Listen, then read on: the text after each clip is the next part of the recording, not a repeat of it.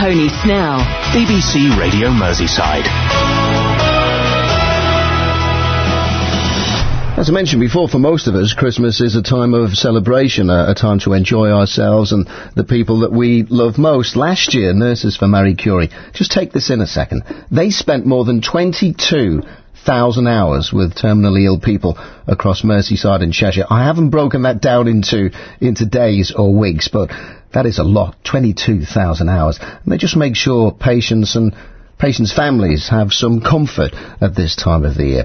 Now, 10 days ago, Esmé, a lovely name that is, Esmé Edwards from Egbert in Liverpool, she lost a battle with cancer after being cared for at Marie Curie. Our reporter Mark Gare has spoken to Esmé's sister, Sandra, and her son Mark, who said the love his mum received just made her last few weeks not a sad time, but a joyful time. Well, I originally didn't know anything about Marie Curie, apart from the fact that in my mind as where somebody went at the end. But for me, it was a relief because Mum was in a general hospital that weren't quite equipped to deal with her specific advanced cancer needs. And actually, some of their staff were suggesting that it would be a good idea for her to go there. Then when she eventually did go, after the first couple of days of recovering, we noticed a big improvement. But on the basis of the real specialist care that the Marie Curie nurses and doctors were able to provide.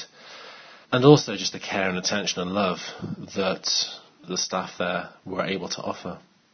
When you go in there, it's not for the best reasons, usually, and many people may never come out again. So psychologically, both on the parent and on the family, it's never the best place to go. But are you saying that the way the staff behave and act there is that it takes a lot of that away from you? Yeah, Mum, because she was on a busy ward originally in a hospital, because my mum was a very cheerful, happy person who made other people feel happy. She used to get upset that sometimes the doctors and nurses couldn't afford to smile because they were so busy, there was so much work that had to be done.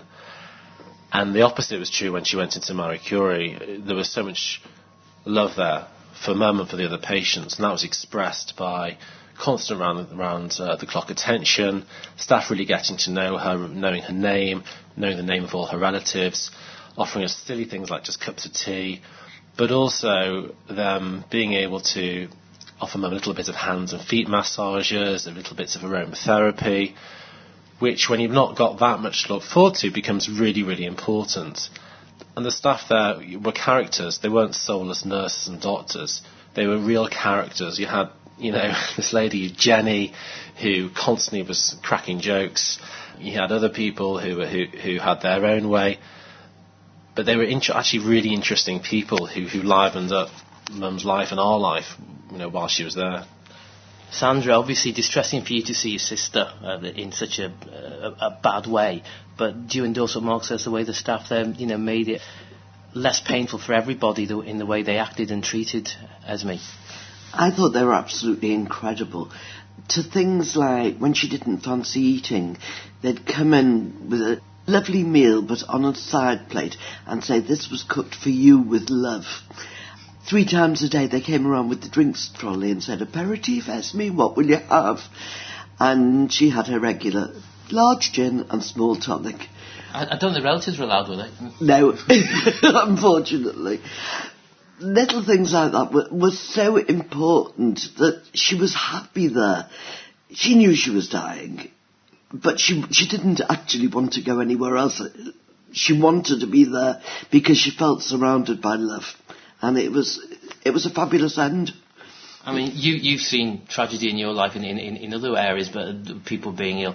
But did you feel there that obviously the staff knew what was going on with people, but they seemed to go the extra mile then to make sure that the last few days, the last few weeks of people's lives was something that they would have smiles on their faces?